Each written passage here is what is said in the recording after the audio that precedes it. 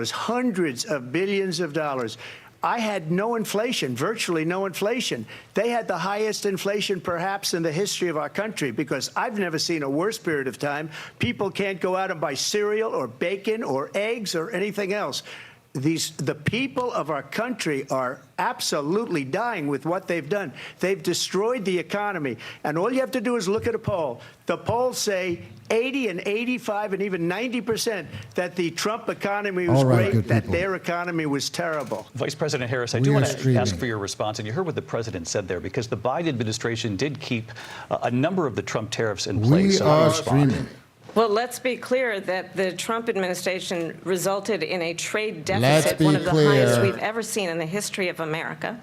He invited trade wars. You want to talk about his deal with China? What he ended up doing is, under Donald Trump's presidency, he ended up selling American chips to China to help them improve and modernize their military, basically sold us out, when a policy about China should be in making sure the United States of America wins the competition for the 21st century, which means focusing on the details of what that requires, focusing on relationships with our allies, I have no idea what she's talking about. investing That's in American-based technology so that we win the race on AI, on quantum computing, focusing on what we need to do to support America's workforce so that we don't end up having on the short end of the stick in terms of workers' rights. But what Donald Trump did, let's talk about this, with COVID, is he actually thanked President Xi for what he did during COVID. Look at his tweet. Thank you, President Xi, exclamation point. When we know that Xi was responsible for lacking and not giving us transparency about the origins of COVID. President Trump, I'll let you respond. First of all, they bought their chips from Taiwan. We hardly make chips anymore because of philosophies like they have and policies like they have. I don't say her because she has no policy. Why is Kamala trying to talk? Everything that she believed 3 years ago and 4 years ago is out the window. She's going to my philosophy now. In fact, I was going to send her a MAGA hat. She's gone to my philosophy. But if she ever got elected, she'd change it. And it will be the end of our country. She's a Marxist. Funny. Everybody knows she's a Marxist. Her father's a Marxist professor in economics, and he taught her well. But when you look at what she's done to our country, and when you look at these millions and millions of people that are pouring into our country monthly, where it's, I believe, 21 million people, not the 15 that people say, and I think it's a lot higher than the 21. That's bigger than New York State pouring in. And just look at what they're doing to our country. They're criminals. Many of these people coming in are criminals. And that's bad for our economy, too. You know, you mentioned before, we'll talk about immigration later. Well, bad immigration is the worst thing that can happen to our economy. They have, and she has, destroyed our country with policy that's insane. Almost policy that you'd say they have to hate our country. President Trump, thank you. Lindsay? I want to turn to the issue of abortion. President Trump, you've often touted that you were able to kill Roe v. Wade last year. This is their favorite topic. This is their favorite topic. I just have to say, I'm going to be watching this live, but I got started a little bit late, so hopefully you can join. Welcome to the stream. Said that you were proud to be the most pro-life president in American history. Then last month, you said that your administration would be great for women and their reproductive rights. In your home state of Florida, you surprised many with regard to your 6-week abortion ban, because you initially had said that it was too short. And you said, quote, I'm going to be voting that we need more than 6 weeks. But then the very next day, you reversed course and said you would vote to support the 6-week ban. Vice President Harris. This is actually pretty slick and deceiving. I find it interesting that they find this question. They start with this question. This is very interesting. It says that women shouldn't trust you on the issue of abortion because you've changed your position so many times. Therefore, why should they trust you? Well, the reason I'm doing that vote is because the plan is, as you know, the vote is, they have abortion in the 9th month.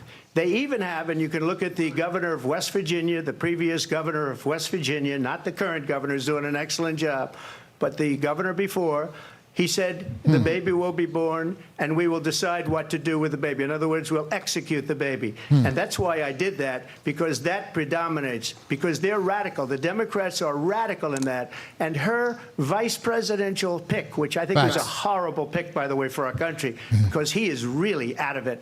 But her vice presidential pick says abortion in the 9th month is absolutely fine. He also says Your mic's off, Kamala. Shut execution up. after birth. It's execution, no longer abortion, because the baby is born, is okay. And that's not okay with me, hence the vote. But what I did is something for 52 years. They've been trying to get Roe v. Wade into the states. And through the genius and heart and strength of 6 Supreme Court justices, we were able to do that. Now, I believe in the exceptions for rape, incest, and life of the mother. I believe strongly in it. Ronald Reagan did also. 85% of Republicans do. Exceptions. Very important. But we were able to get it, and now states are voting on it. And for the first time, you're going to see, look, this is an issue that's torn our country apart for 52 years. Every legal scholar, every Democrat, every Republican, liberal, conservative, they all wanted this issue to be brought back to the states where the people could vote. And that's what happened. And now, Ohio, the vote was somewhat liberal.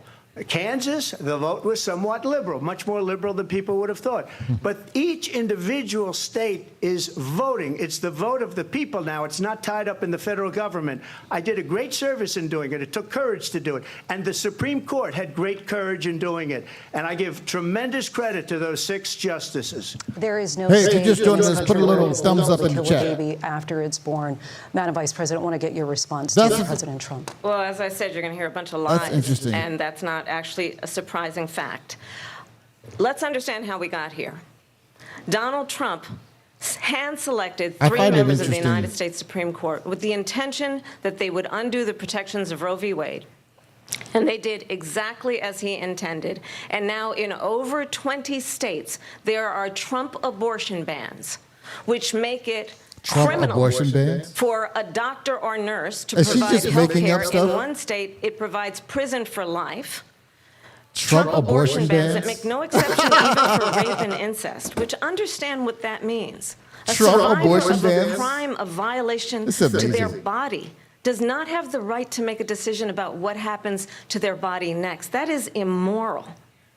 And one does not have to abandon their faith or deeply held beliefs to agree. The government, and Donald Trump certainly, should not be telling a woman what to do with her body. I have talked with women around our country. I'm sorry, I just can't. This is what people wanted. Pregnant women who want to carry a pregnancy. I love the feigned outrage. Look at him. She's like, I'm looking at you, Donald Trump. Look how stern I am. Such a pathetic. See, the term suffering from a miscarriage, being denied care in an emergency room because the healthcare providers are afraid they might go to jail, and she's bleeding out in a car in the parking lot. I also find it interesting. She didn't want that. Her husband didn't want that. A 12 or 13-year-old survivor of incest being forced to carry a pregnancy to term. Like, what is she talking about? And I pledge to you, what is she talking about? When Congress passes a bill to put back in place the protections of Roe v. Wade, as President of the United States, I will proudly sign it. All of my Christians, all of the Christians voting for this perverse woman. He will sign a national abortion. Understand, in his Project 2025, there would be a national She just keeps saying Project 2025. How stupid are these people? Your miscarriages. I think the American people believe that certain freedoms, in particular the freedom to make decisions about one's own body, should not be made by the government. Thank you, Vice President Harris. Well, there she goes again. It's a lie. I'm not signing a ban, and there's no reason to sign a ban, because we've gotten what everybody wanted. Democrats, Republicans, and everybody else, and every legal scholar wanted it to be brought back into the states, and the states are voting. And it may take a little time, but for 52 years, this issue has torn our country apart, and they've wanted it back in the states. And I did something that nobody thought was possible. The states are now voting. What she says is an absolute lie. And as far as the abortion ban, no, I'm not in favor of abortion ban, but it doesn't matter because this issue has now been taken over by the states. Would you veto a national abortion ban if it came to your desk? Well, I won't have to because, again, two things. Number one, she said she'll go back to Congress. She'll never get the vote. It's impossible for her to get the vote, especially now with the 50-50, essentially 50-50 in both Senate and the House.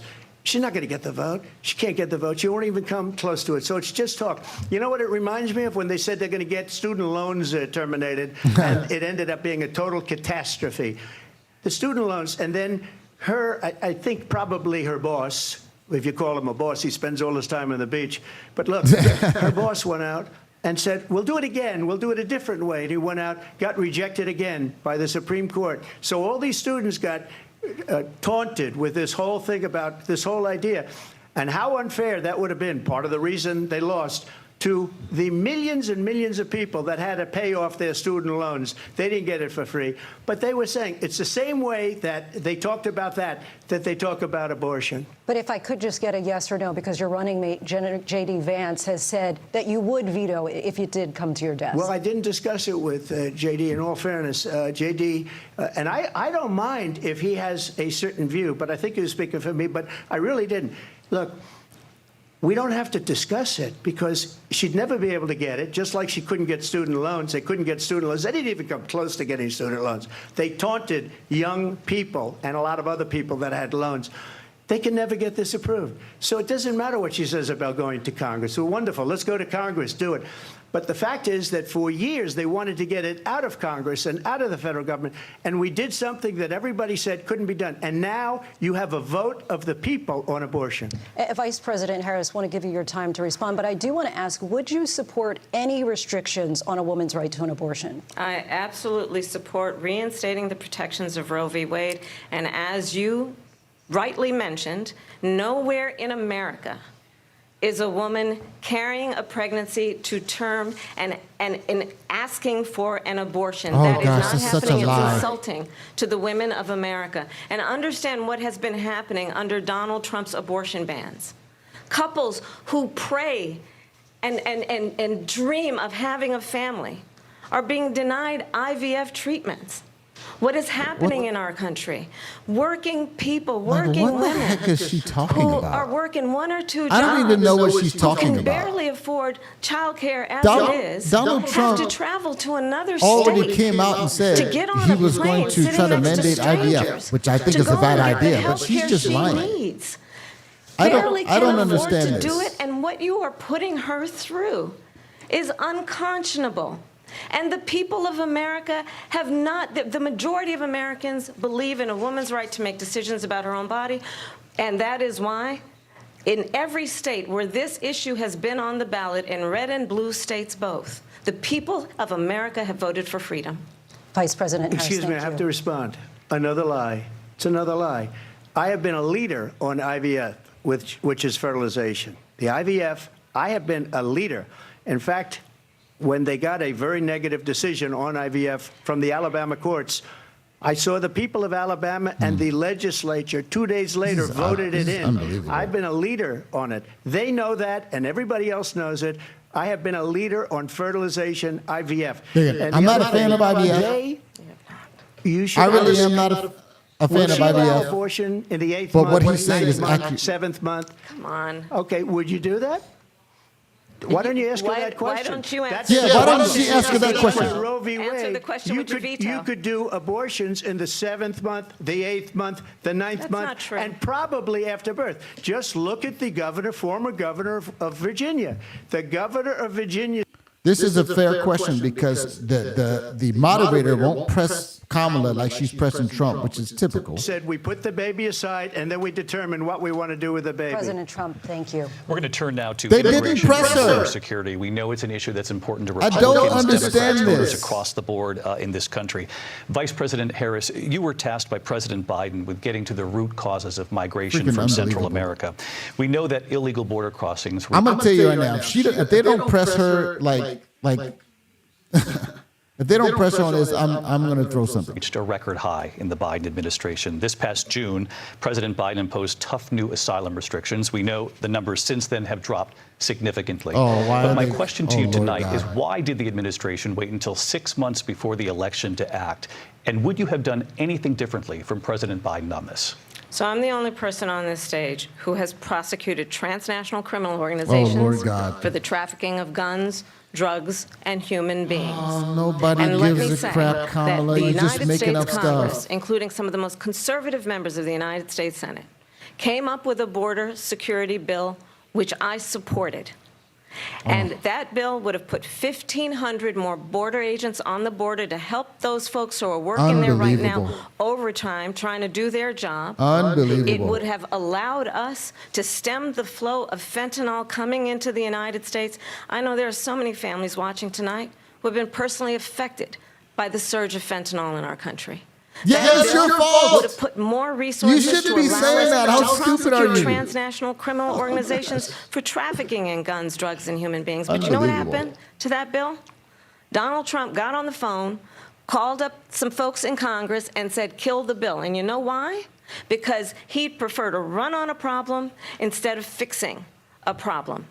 And understand, this comes at a time where the people of our country actually need a leader who engages in solutions, who actually addresses the problems at hand. But what we have in the former president is someone who would prefer to run on a problem instead of fixing a problem. And I'll tell you something, he's going to talk about immigration a lot tonight, even when it's not the subject that is being raised. And I'm going to actually do something really unusual, and I'm going to invite you to attend one of Donald Trump's rallies, because it's a really interesting thing to watch. You will see during the course of his rallies, he talks about fictional characters like Hannibal Lecter. He will talk about windmills cause cancer. And what you will also notice is that people start leaving his rallies early out of exhaustion and boredom. And I will tell you, the one thing you will not hear him talk about is you. You will not hear him talk about your needs, your dreams, and your needs and your desires. Does this have anything to do with the question And I'll tell you, asked? I believe you deserve a president who actually puts you first, and I pledge to you that I will. Vice President Harris, thank you. President Trump, on that point, I want to get your response. Well, I would like to respond. Let me just ask, though, why did you try to kill that bill, and successfully so? That would have put thousands of additional agents and officers on the border. First, let me respond as to the rallies. She said people start leaving. People don't go to her rallies. There's no reason to go. And the people that do go, she's busing them in and paying them to be there, and then showing them in a different light. So she can't talk about it. People don't leave my rallies. We have the biggest rallies, the most incredible rallies in the history of politics. That's because people want to take their country back. Our country is being lost. But don't waste your time on this. And it happened Trump. 3.5 years ago. And what's going on here, you're going to end up in World War III, just to go into another subject. What they have done to our country by allowing these millions and millions of people to come into our country, and look at what's happening to the towns all over the United States. And a lot of towns don't want to talk. It's not going to be Aurora or Springfield. A lot of towns don't want to talk about it because they're so embarrassed by it. In Springfield, they're eating the dogs, the people that came in. They're eating the cats. They're eating the pets of the people that live there. And this is what's happening in our country, and it's a shame. As far as the rallies are concerned, as far as the reason they go is they like what I say. They want to bring our country back. They want to make America great again. It's a very simple phrase. I don't know why Donald Trump is wasting time on this. Make America great again. Who cares about your rallies, bro? And if she becomes president, this country doesn't have a chance of success. Not only success, we'll end up being Venezuela on steroids. I just want to clarify here. You bring up Springfield, Ohio, and ABC News did reach out to the city manager there. He told us there have been no credible reports of specific claims of pets being harmed, injured, or abused by individuals within the immigrant community. Well, I've seen people on television. Let me just say here, this is the people on television say my dog was taken and used for food. So maybe he said that, and maybe that's a good thing to say for a city manager. I'm not taking this from television. But the people on television saying their dog was eaten by the people that went there. Okay. I don't know. Okay, so I haven't seen them fact check Kamala Again, one the Springfield time. city manager says there's no evidence of that. Vice President Harris, I'll let you respond to the rest of what you've heard. You talk about extreme. You know, this is, I think, one of the reasons why in this election I actually have the endorsement of 200 Republicans who have formerly worked with President Bush, Mitt Romney, and John McCain, including the endorsement of former Vice President Dick Cheney and Congress member Liz Cheney. And if you want to really know the inside track on who the former president is, if he didn't make it clear already, just ask people who have worked with him. His former chief of staff, a 4-star general, has said he has contempt for the Constitution of the United States. His former national security advisor has said he is dangerous and unfit. I just have to say, this is a complete and total clown show. Neither one of them is answering the questions and sticking to the topic. This is kind of a waste of time. I mean, I don't know, does anybody else? If you're out there, let me know what you think. I mean, like, what's happening here? This is incredible. I don't know. Former Secretary of Defense has said the nation, the republic, would never survive another Trump term. And when we listen to this kind of rhetoric, when the issues that affect the American people are not being addressed, I'm so confused. I think the choice is clear in this election. Should be not being addressed. Give you a quick minute to respond here. Thank you, because when I hear that, see, I'm a different kind of a person. I fired most of those people. Not so graciously. They did bad things or a bad job. I fired them. They never fired one person. They didn't fire anybody having to do with Afghanistan and the Taliban and the 13 people who's were just killed, viciously and violently killed. And I got to know the parents and the family. They didn't fire. They should have fired all those generals, all those top people, because that was one of the most incompetently handled situations anybody has ever seen. So when somebody does a bad job, I fire him. And you take a guy like Esper. He was no good. I fired him. So he writes a book. Another one writes a book. Because with me, they can write books. With nobody else can they. But they have done such a poor job, and they never fire anybody. Look at the economy. Look at the inflation. They didn't fire any of their economists. They have the same people. That's a good way not to have books written about you. But just to finish, I got more votes than any Republican in history by far. In fact, I got more votes than any president, sitting president, in history by far. Let me continue on immigration. It was what you wanted to talk about earlier, so let's get back to your deportation proposal that the vice president has reacted to as well. President Trump, you call this the largest domestic deportation operation in the history of our country. You say you would use the National Guard. You say if things get out of control, you'd have no problem using the U.S. military. Police, yes. You also said you would use local police. How would you deport 11 million undocumented immigrants? I know you believe that number is much higher. Take us through this. What does this look like? Will authorities be going door to door in this country? Yeah, it is much higher because of them. They allowed criminals, many, many millions of criminals.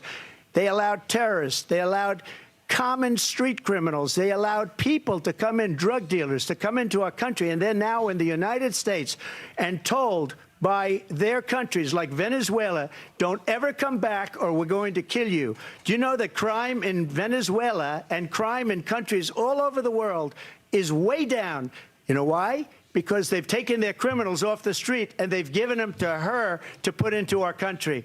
And this will be one of the greatest mistakes in history for them to allow. And I think they probably did it because they think they're going to get votes, but it's not worth it because they're destroying the fabric of our country by what they've done. There's never been anything done like this at all. They've destroyed the fabric of our country. Millions of people let in. And all over the world, crime is down. All over the world except here. Crime here is up and through the roof. And he's not Despite answering their the question. fraudulent statements that they made. Why do we watch this stuff? I mean, this is so difficult to watch. Through the roof. And we have a new form of crime. It's called migrant crime. And it's happening at levels that nobody thought possible. President Trump, as you know, the FBI says overall violent crime is actually coming down in this country. But Vice President Harris, the FBI they were defrauding statements. They didn't include the worst cities. They didn't include the cities with the worst crime. It was a fraud. Just like their number of 818,000 jobs that they said they created turned out to be a fraud. President Trump, thank you. I'll let you respond, Vice President Harris. Well, I think this is so rich. coming from someone who has been prosecuted for national security crimes, economic crimes, election interference, has been found liable for sexual assault, and his next big court appearance is in November at his own criminal sentencing. And let's be clear where each person stands on the issue of what is important about respect for the rule of law and respect for law enforcement. The former vice president called for defunding federal law enforcement, 45,000 agents, get this, on the day after he was arraigned on 34 felony counts. So let's talk about what is important in this race. It is important that we move forward, that we turn the page on this same old tired rhetoric and address the needs of the American people, address what we need to do about the housing shortage, which I have a plan for, address what we must do to support our small businesses, address bringing down the price of groceries. Oh, but Lord frankly, God. the American people are exhausted with this same old tired playbook. Vice President Harris, thank you. Excuse me. Every one of those cases was started by them against their political opponent. And I'm winning most of them, and I will win the rest on appeal. And you saw that with the decision that came down just recently from the Supreme Court. I'm winning most of them. But those are cases, it's called weaponization. Never happened in this country. They weaponized the Justice Department. Every one of those cases was involved with the DOJ, from Atlanta and Fani Willis to the Attorney General of New York and the He DA needs of New to York. address all of that Every stuff one of she those just said about cases. the economy. And then they say, oh, he's a criminal. They're the ones that made them go after me. By the way, Joe Biden was found essentially guilty on the documents case. And what happened in my documents case? They said, oh, that's the toughest of them all. A complete and total victory. 2 months ago, it was thrown out. It's weaponization, and they used it, and it's never happened in this country. They used it to try and win an election. They're fake cases. President Trump, thank you. A really quick response here, Vice President Harris, on this notion of weaponization of the Justice Department. Well, let's talk about extreme and understand the context in which this election in 2024 is taking place. The United States Supreme Court recently ruled that the former president would essentially be immune from any misconduct if he were to enter the White House again. Understand, this is someone who has openly said he would terminate, I'm quoting, terminate the Constitution of the United States, that he would weaponize the Department of Justice against his political enemies.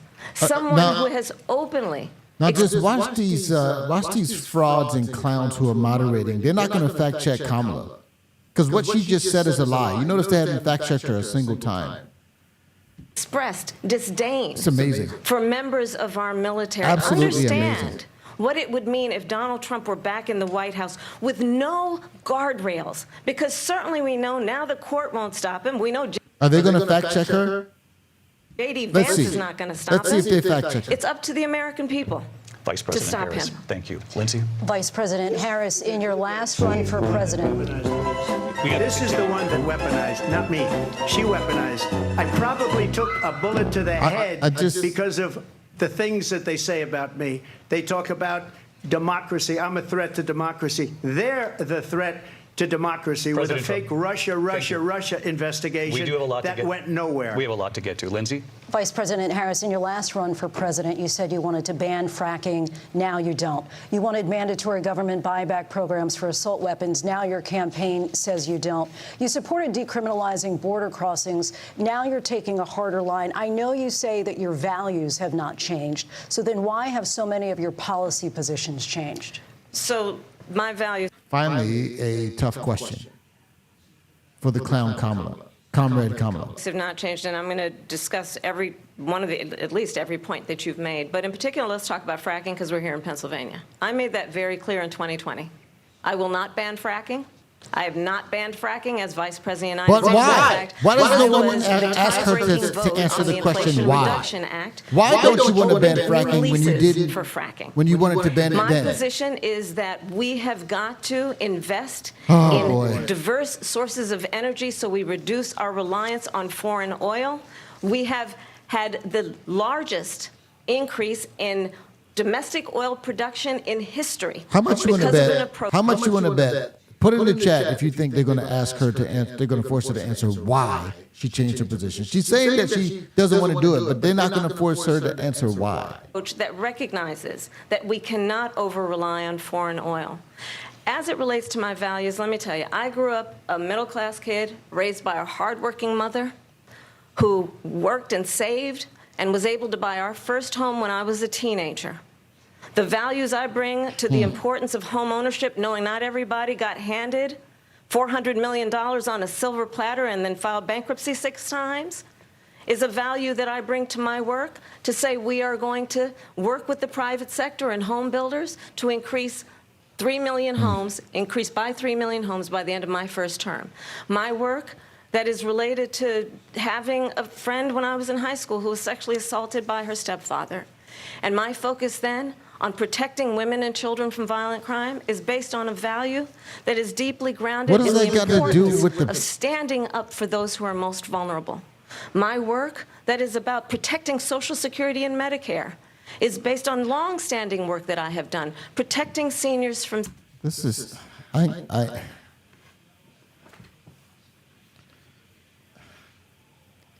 more I listen to this, the more frustrating it is, because nobody's answering a dadgum question. Scams. My values have not changed. And what is important is that there is a president who actually brings values and a perspective that is about lifting people up and not beating people down and name-calling. The true measure of the leader is the leader who actually understands the strength is not in beating people down, it's in lifting people up. Incredible. I intend to be that president. President Trump, your response? Well, first of all, I wasn't given $400 million. I wish I was. My father was a Brooklyn builder, Brooklyn, Queens, and a great father, and I learned a lot from him. But I was given a fraction of that, a tiny fraction, and I've built it into many, many billions of dollars, many, many billions. And when people see it, they are even surprised. So we don't have to talk about that. Fracking, she's been against it for 12 years. Defund the police, she's been against that forever. She gave all that stuff up very wrongly, very horribly, and everybody's laughing at it, okay? They're all laughing at it. She gave up at least 12 and probably 14 or 15 different policies. Like, she was big on defund the police. In Minnesota, she went out, wait a minute, I'm talking now, if you don't mind, please. Does that sound familiar? She went out in Minnesota and wanted to let criminals that killed people, that burned down Minneapolis, she went out and raised money to get them out of jail. She did things that nobody would ever think of. Now she wants to do transgender operations on illegal aliens that are in prison. This is a radical left liberal that would do this. She wants to confiscate your guns, and she will never allow fracking in Pennsylvania. If she won the election, fracking in Pennsylvania will end on day one. Just to finish, one thing so important in my opinion. So I got the oil business going like nobody has ever done before. When they took over, they got rid of it, started getting rid of it, and the prices were going up the roof. They immediately let these guys go to where they were. I would have been 5 times, 4 times, 5 times higher, because you're talking about 3.5 years ago. They got it up to where I was because they had no choice, because the prices of energy were quadrupling and doubling. You saw what happened to gasoline. I'm not so sure they what said, he's let's go talking back about to Trump. But if she won the election, the day after that election, they'll go back to destroying our country, and oil will be dead, fossil fuel will be dead, we'll go back to windmills, and we'll go back to solar, where they need a whole desert to get some energy to come out. You ever see a solar plant? By the way, I'm a big fan of solar, but they take 400, 500 acres of desert President soil. Trump, we have a These lot are of not good issues things that we for the have to get to. environment, We're as she out of time. understands. Thank you. Lindsay, thank you. We have an election in just 56 days. And I want to talk about the peaceful transfer of power, which, of course, we all know is a cornerstone of our democracy, and the role of a president in a moment of crisis. Mr. President, on January 6th, you told your supporters to march to the Capitol. You said you would be right there with them. The country and the world saw what played out at the Capitol that day, the officers coming under attack. Aides in the West Wing say you watched it unfold on television off the Oval Office. You did send out tweets, but it was more than 2 hours before you sent out that video message telling your supporters to go home. God. Is there anything you regret about what you did on that day? You just said a thing that isn't covered. Peacefully and patriotically, I said during my speech, not later on. Peacefully and patriotically. And nobody on the other side was killed. Ashley Babbitt was shot by an out-of-control police officer that should have never, ever shot her. It's a disgrace. But we didn't do this group of people that have been treated so badly. I ask, what about all the people that are pouring into our country and killing people that she allowed to pour in? She was the border czar, remember that. She was the border czar. She doesn't want to be called the border czar because she's embarrassed by the border. In fact, she said at the beginning, well, I'm surprised you're not talking about the border yet. That's because she knows what a bad job they've done. What about those people? When are they going to be prosecuted? When are these people from countries all over the world, not just South America, they're coming in from all over the world, David, all over the world, and crime rates are down all over the world because of it. But let me just when ask are those, David, when are those people going to be prosecuted? When are the people that... Notice that David is trying to interrupt and redirect him. They never do that to Kamala. This is such a scam. Burned down Minneapolis going to be prosecuted, or in Seattle. They went into Seattle. They took over a big percentage of the city of Seattle. When are those people going to be prosecuted? But let me just ask you. You might ask her that question. You were the president. You were watching it unfold on television. It's a very simple question as we move forward toward another election. Is there anything you regret about what you did on that day? Say no. Yes, sir. I had nothing to do with that other than they asked me to make a speech. I showed up for a speech. I said, I think it's going to be big. I went to Nancy Pelosi and the mayor of Washington, D.C., and the mayor put it back in writing, as you know. I said, you know, this is going to be a very big rally or whatever you want to call it. And again, it wasn't done by me. It was done by others. I said, I'd like to give you 10,000 National Guard or soldiers. They rejected me. Nancy Pelosi rejected me. It was just 2 weeks ago, her daughter has a tape of her saying she is fully responsible for what happened. They want to get rid of that tape. It would have never happened if Nancy Pelosi and the mayor of Washington did their jobs. I wasn't responsible for security. Nancy Pelosi was responsible. She didn't do her job. The question was about you as president, not about former Speaker Pelosi. But I do want Vice President Harris to respond here. I was at the Capitol. Why is she trying to pretend? I was the vice president-elect. I was also an acting senator. I was there. And on that day, the president of the United States decided a violent mob to attack our nation's capital, to desecrate our nation's capital. On that day, 140 law enforcement officers were injured, and some died. And understand, the former president has been indicted and impeached for... Now, watch the scene.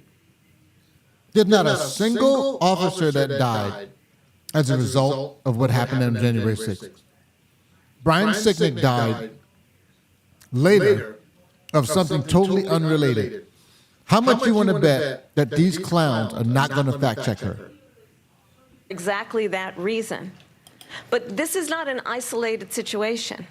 Let's remember Charlottesville, where there was a mob of people carrying tiki torches, spewing anti-Semitic... Was she going to say...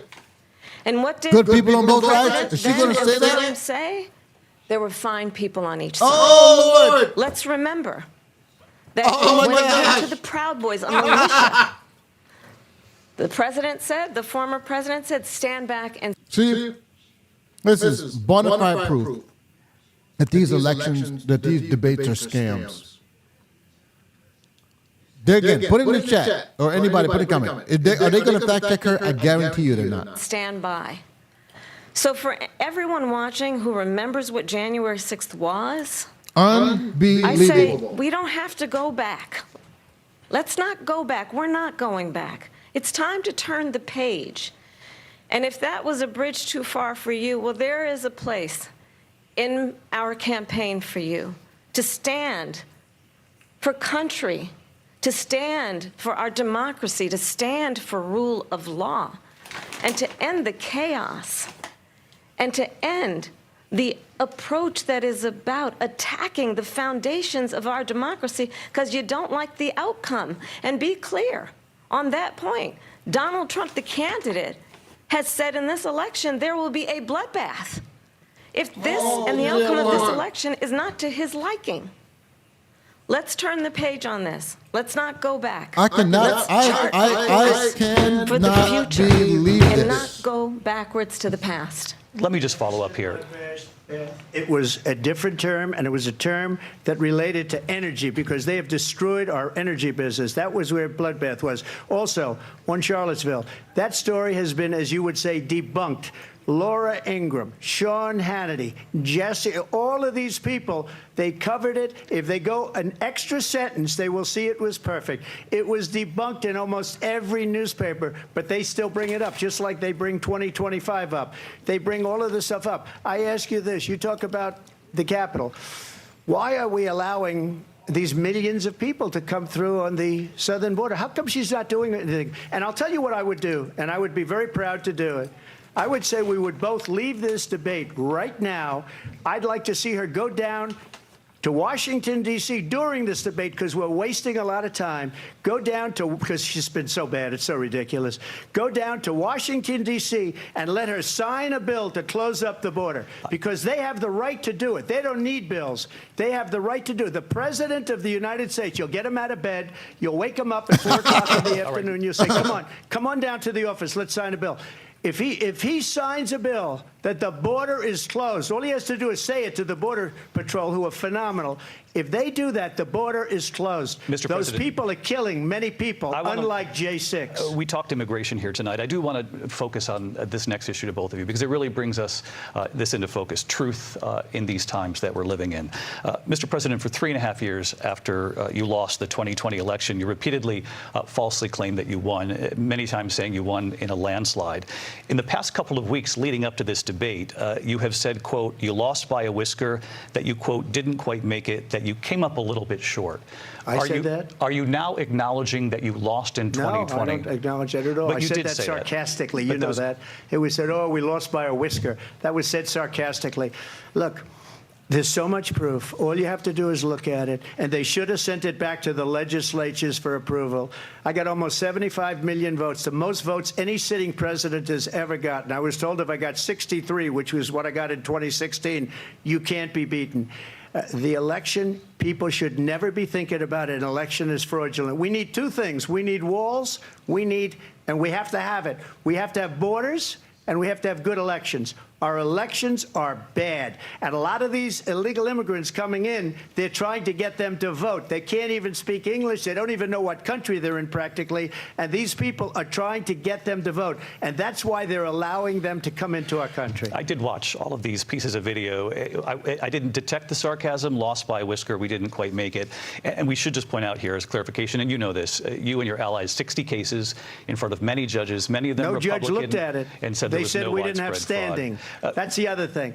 They said we didn't have standing, a technicality. Can you imagine a system where a person in an election doesn't have standing? The President of the United States doesn't have standing. This That's is how we freaking lost. unbelievable. If you look at the fact. Think about how many times they have tried to rebut.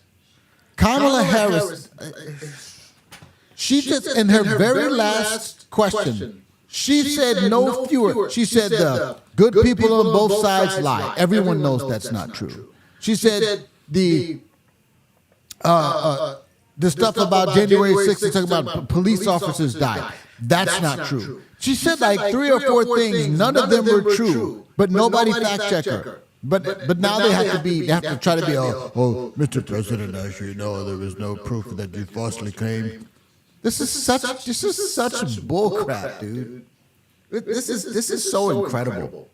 I can't believe Donald Trump actually agrees to these. This debate is a scam. It's rigged just like any other thing is rigged. I can't believe it. And I'd love to have you. You'll do a special on it. I'll show you Georgia, and I'll show you Wisconsin, and I'll show you Pennsylvania, and I'll show you. We have so many facts and statistics, but you know what? That doesn't matter, because we have to solve the problem that we have right now. That's old news. And the problem that we have right now is we have a nation in decline, and they have put it into decline. We have a Do you think people care that Donald Trump doesn't believe he lost? Do you think people care about that? They only bring that up because they want to try to put their thumb on the scale. You know what people would take? People would take Donald Trump denying until he went to his grave that he lost that election if we could get prices back under control. They would take that. I guarantee you they would take that. But they don't want to focus on that. Nation that is dying, David. Mr. President, thank you. Vice President Harris, you heard the president there tonight. He said he didn't say that he lost by a whisker. So he still believes he did not lose the election that was won by President Biden and yourself. But I do want to ask you about something that's come up in the last couple of days. This was a post from President Trump about this upcoming election just weeks away. He said, when I win, those people who cheated, and then he lists donors, voters, election officials, he says will be prosecuted to the fullest extent of the law, which will include long-term prison sentences. One of your campaign's top lawyers responded saying, we won't let Donald Trump intimidate us. We won't let him suppress the vote. Is that what you believe he's trying to do here? Donald This is so freaking unbelievable. This is like literally, I cannot believe what I'm watching. I just can't believe what I'm watching. Okay, let's continue. Trump was fired by 81 million people. So let's be clear about that. And clearly he is having a very difficult time processing that. But This we is cannot absolutely afford to have a unbelievable. president of the United States who attempts, as he did in the past, to upend the will of the voters in a free and fair election. And I'm going to tell you that I have traveled the world as Vice President of the United States, and world leaders are laughing at Donald Trump. I have talked with military leaders, some of whom worked with you, and they say you're a disgrace.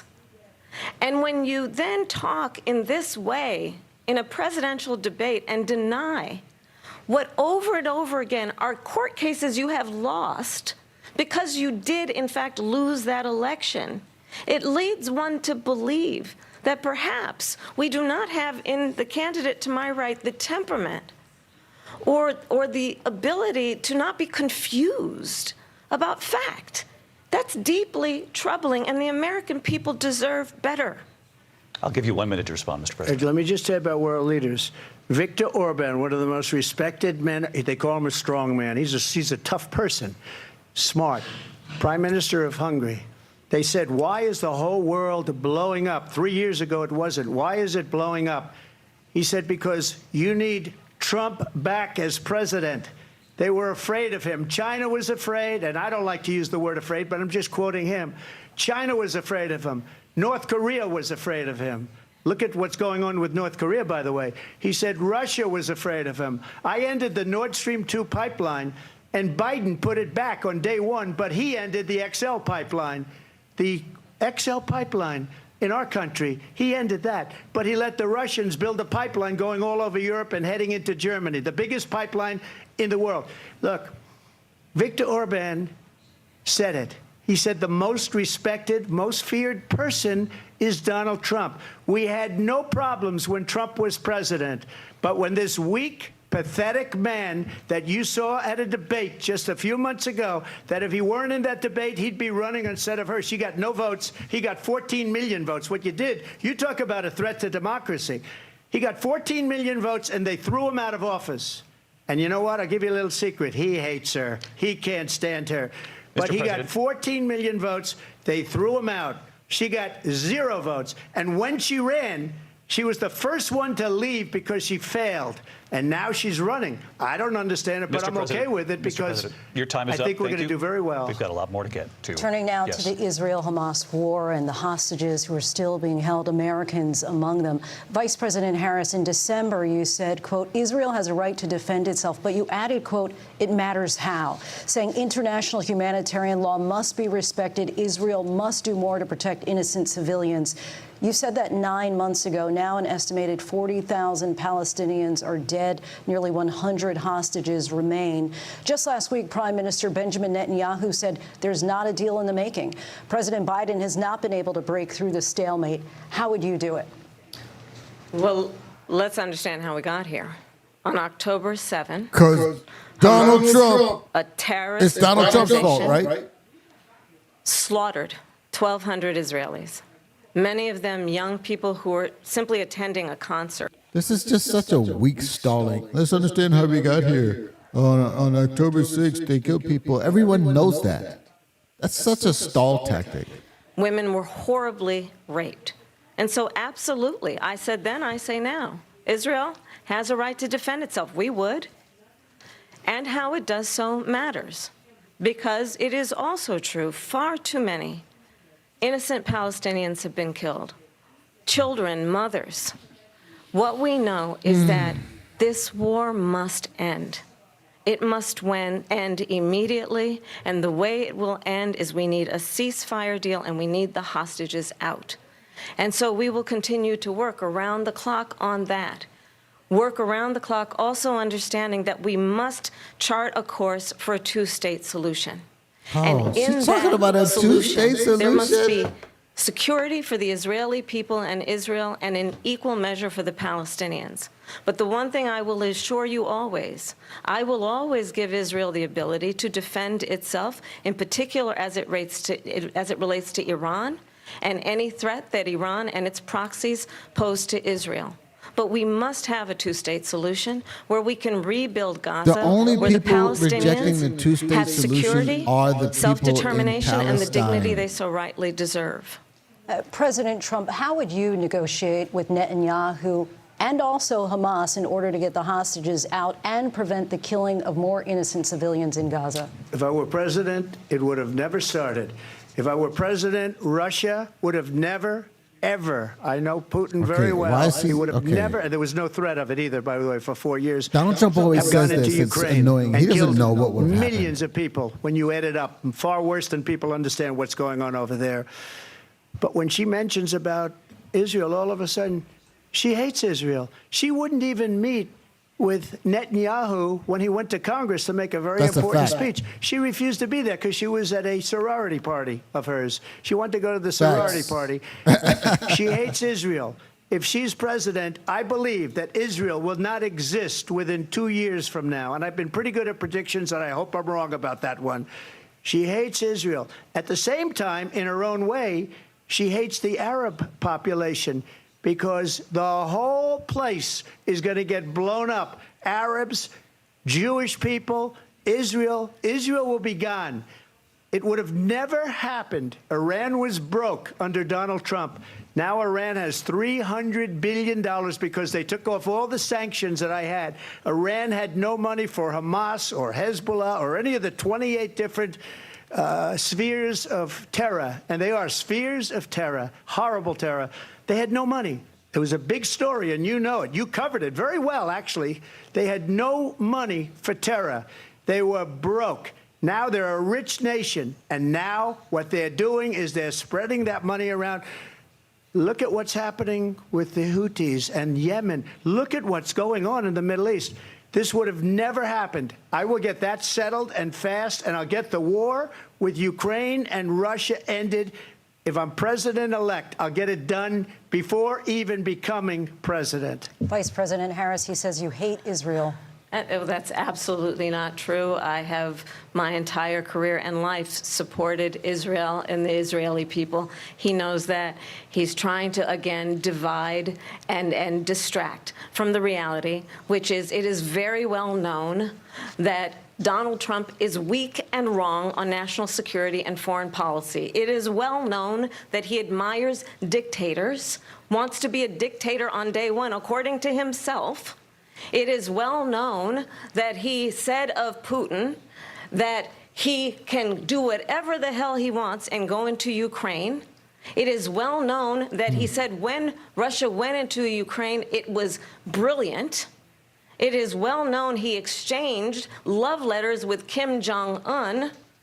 And it is absolutely well known that these dictators and autocrats are rooting for you to be president again because they're so clear they can manipulate you with flattery and favors.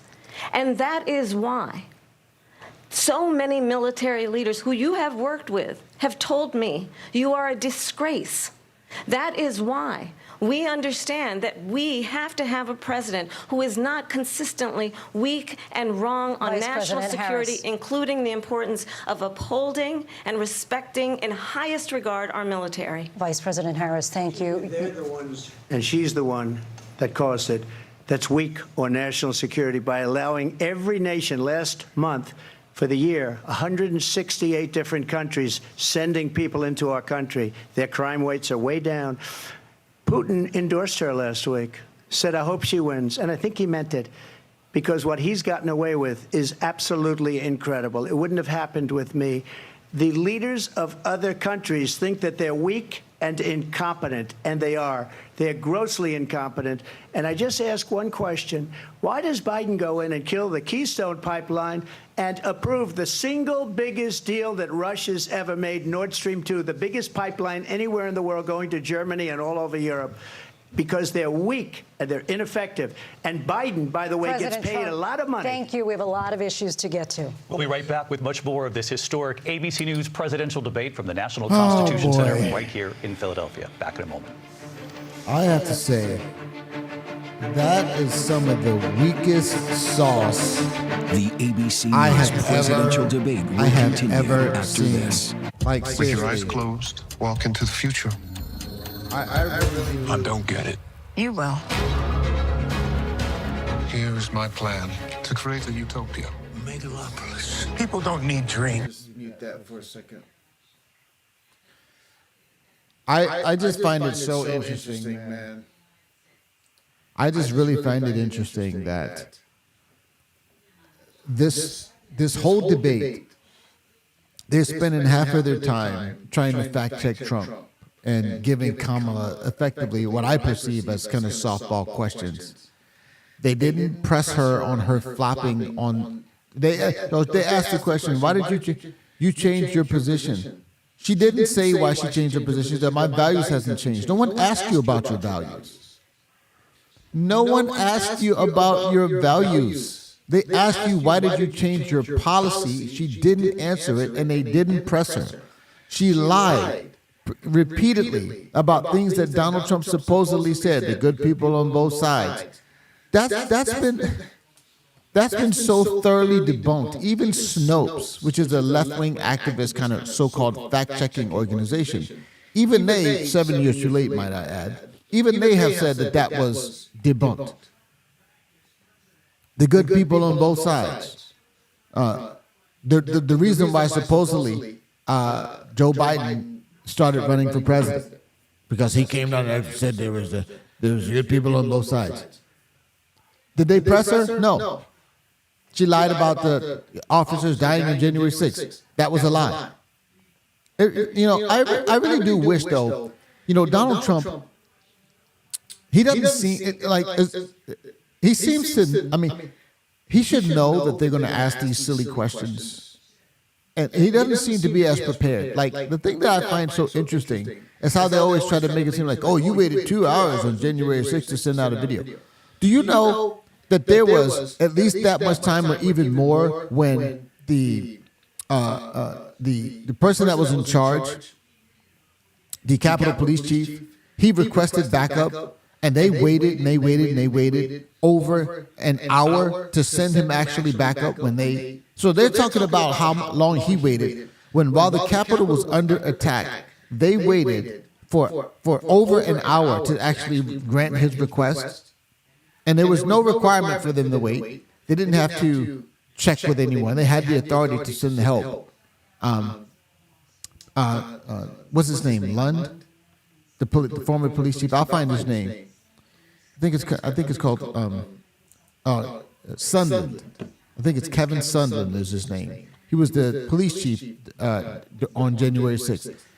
Kevin Sunderland actually did. I encourage you to go watch this interview that he did with Tucker Carlson Sondland, he was the actual police chief, like I mentioned, and they fired him shortly after. They forced him to resign. They didn't want him to testify because his testimony was devastating to the whole January 6th narrative. And so I don't understand why, like, say, for example, Donald Trump doesn't bring that up. Like, Donald Trump just kind of, he kind of says, it's almost like you already know what he's going to say. But this whole thing to me is actually quite frustrating to watch. Half the time they're not answering the questions. The other time they're lying. Particularly Kamala Harris is lying. They only feel the need to, quote unquote, fact check Donald Trump. When most of the time what he's saying isn't true. Doesn't require fact checking. The whole thing with I think Donald Trump at this point should have gotten more sophisticated about his answers about the so-called election denial. All he had to do was talk about the Hunter Biden laptop situation. Why didn't these fraudulent business, like why is this David Muir and this other, whoever this so-called journalist is, why didn't they cover the Hunter Biden laptop story? How did they not know that it was legit? Why did they accept the lies and the fraudulent testimony of these fraudulent so-called agents, that these FBI or CIA agents, these intelligence officers that said, this is Russian disinformation. Why doesn't he flip it on them? Why doesn't he go on the offense? It really is, I don't understand.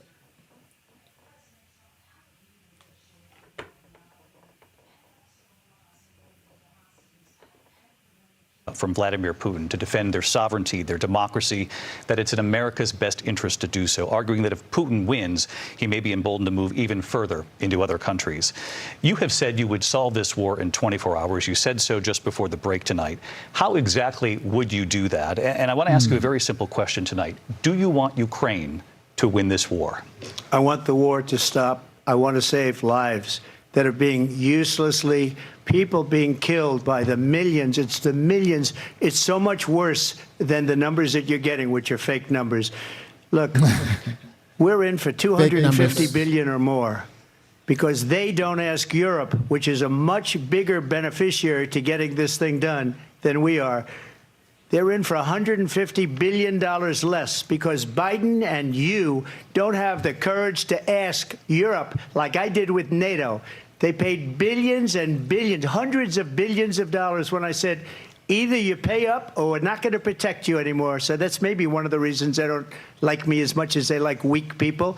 But you take a look at what's happening. We're in for 250 to 275 billion. They're into 100 to 150. They should be forced to equalize. With that being said, I want to get the war settled. I know Zelensky very well, and I know Putin very well. I have a good relationship, and they respect your president, okay? They respect me. They don't respect Biden. How would you respect him? Why? For what reason? He hasn't even made a phone call in 2 years to Putin, hasn't spoken to anybody. They don't even try and get it. That is a war that's dying to be settled. I will get it settled before I even become president. If I win, when I'm president-elect, and what I'll do is I'll speak to one, I'll speak to the other, I'll get them together. That war would have never happened. And in fact, when I saw Putin after I left, unfortunately left because our country has gone to hell, but after I left, when I saw him building up soldiers, he did it after I left, I said, oh, he must be negotiating. It must be a good, strong point of negotiation. Well, it wasn't, because Biden had no idea how to talk to him. He had no idea how to stop it. And now you have millions of people dead, and it's only getting worse, and it could lead to World War III. Don't kid yourself, David. We're playing with World War III, and we have a president that we don't even know if he's... Where is our president? We don't even know if he's a president. And just to clarify they threw him out of a campaign like a dog. We don't even know. Is he our president? But we have a president, Mr. President, that doesn't know he's alive. Your time is up.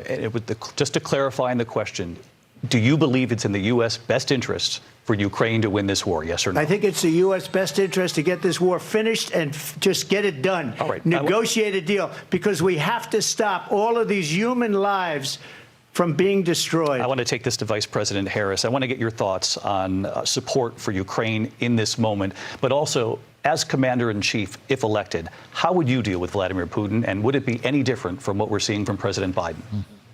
Well, first of all, it's important to remind the former president you're not running against Joe Biden, you're running against me. I believe the reason that Donald Trump says that this war would be over within 24 hours is because he would just give it up. And that's not who we are as Americans. Let's understand what happened here.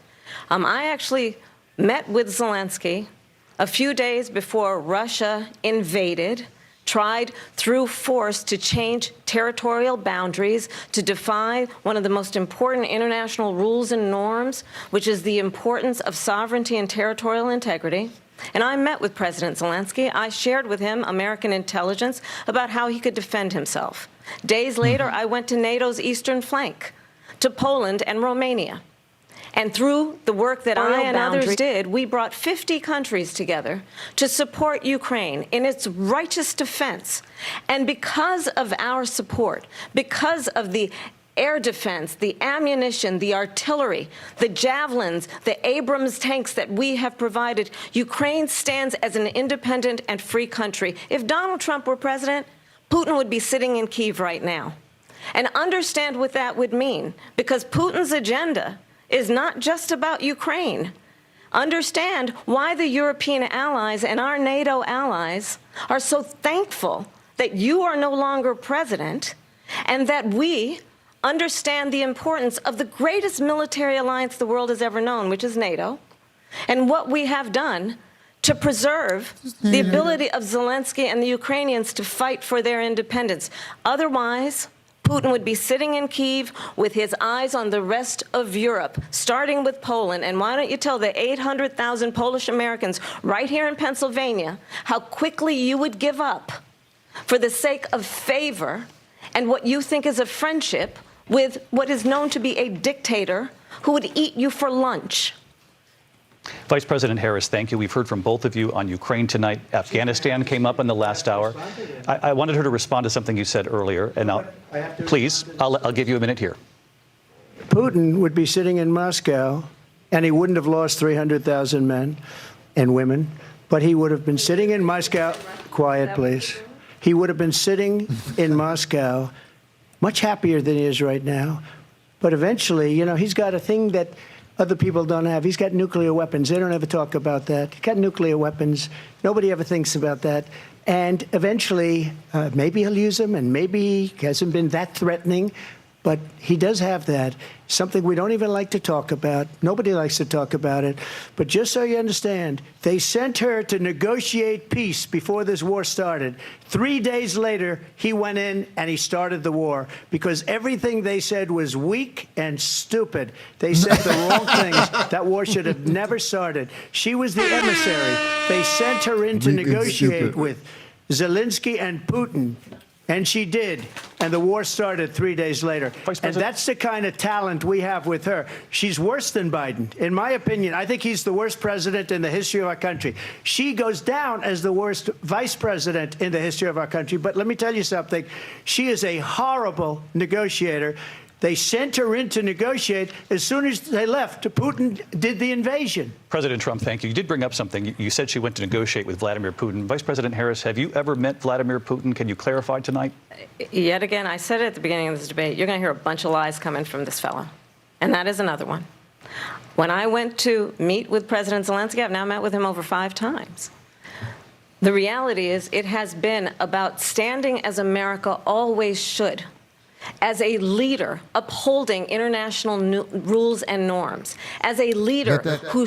Let that count as another, quote, fact check that they lobbed at Donald Trump, but they never fact check what she says. Shows strength, understanding that the alliances we have around the world are dependent on our ability to look out for our friends and not favor our enemies because you adore strongmen instead of caring about democracy. And that is very much what is at stake here. The President of the United States is Commander-in-Chief, and the American people have a right to rely on a president who understands the significance of America's The role and significance of the passage of time. in terms of ensuring that there is stability and ensuring we stand up for our principles and not sell them for the benefit of personal flattery.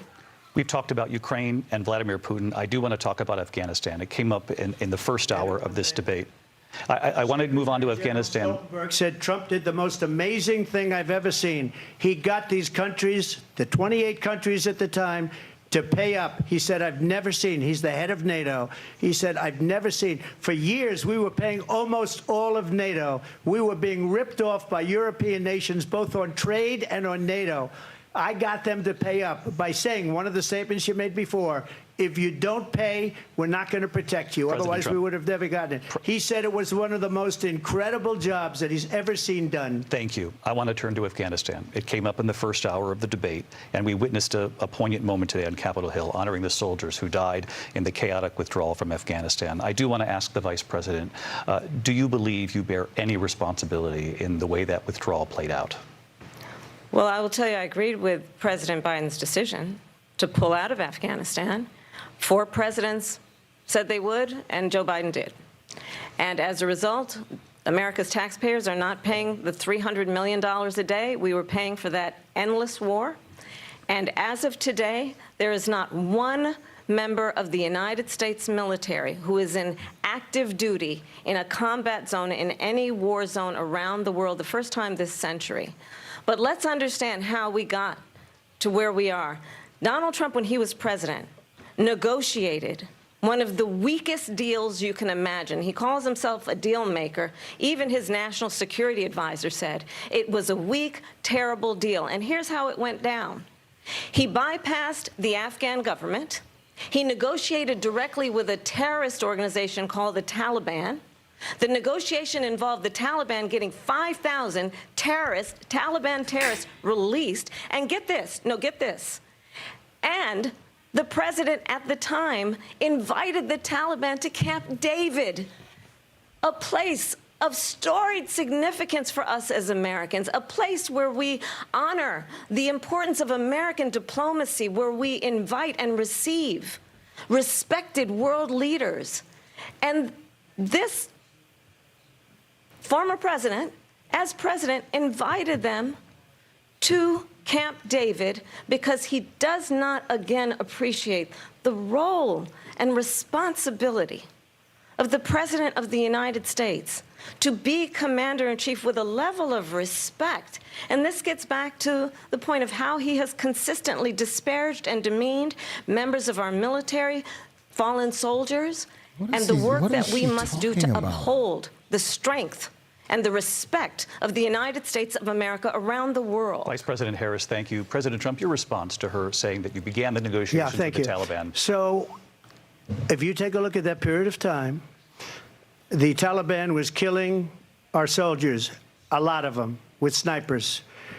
And I got involved with the Taliban because the Taliban was doing the killing. That's the fighting force within Afghanistan. They don't bother doing that because, you know, they deal with the wrong people all the time.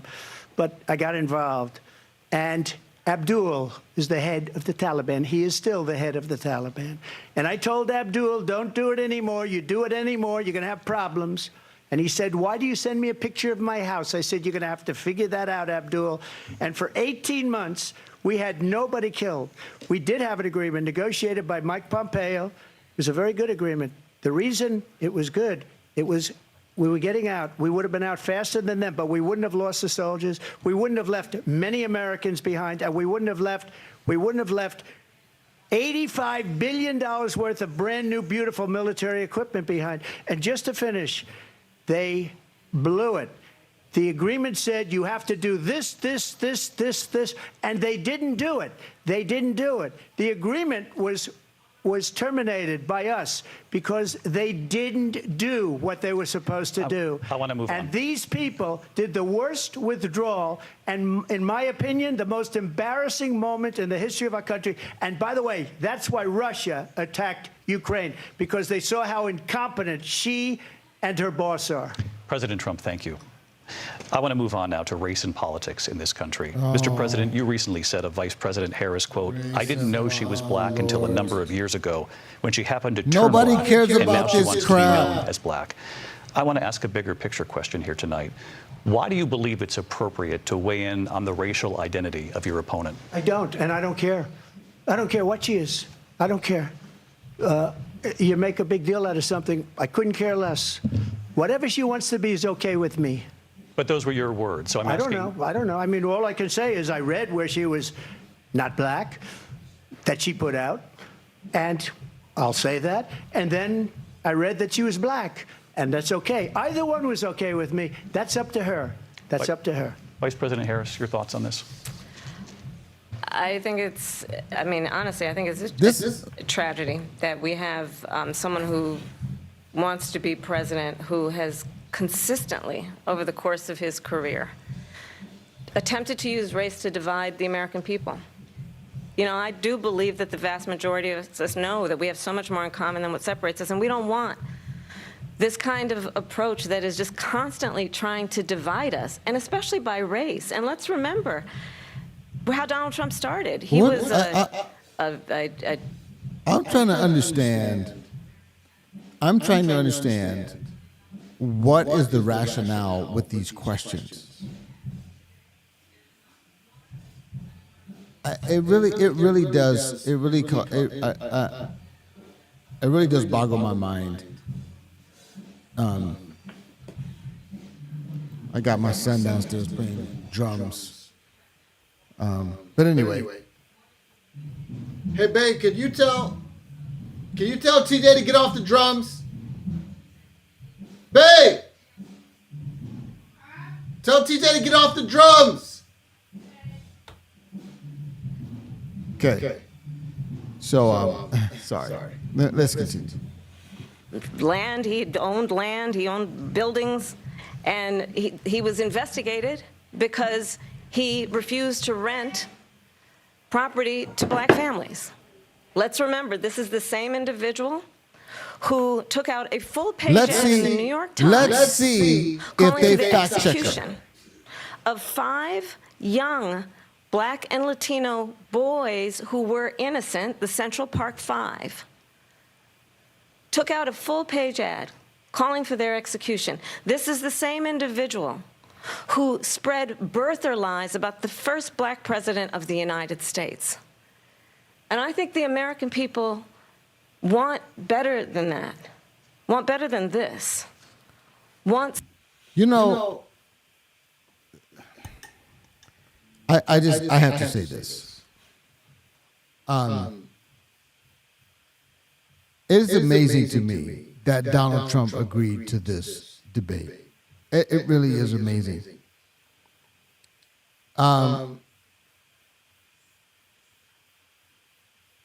This debate is such a scam. They asked him about January 6th, something that, whatever your opinions about January 6th, whatever they are well formed.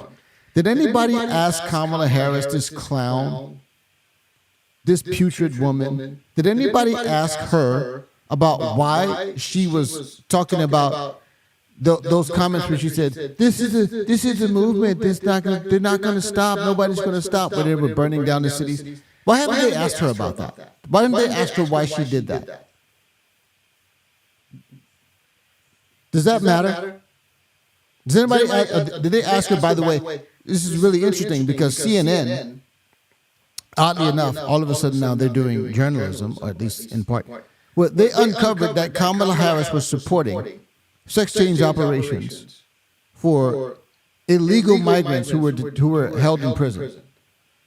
So they were going to give free sex changes on the transgender surgery on the taxpayers' dime.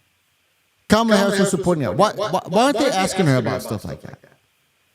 They're asking her about he said you weren't black. I don't. Nobody cares about this crap. Nobody cares about it. This stuff doesn't affect people's lives. Someone who understands, as I do, I travel our country. We see in each other a friend. We see in each other a neighbor. We don't want a leader who is constantly trying to have Americans point their fingers at each other. I meet with people all the time who tell me, can we please just have discourse about how we're going to invest in the aspirations and the ambitions and the dreams of the American people? Knowing that regardless of people's color or the language their grandmother speaks, we all have the same dreams and aspirations and want a president who invests in those, not in hate and division.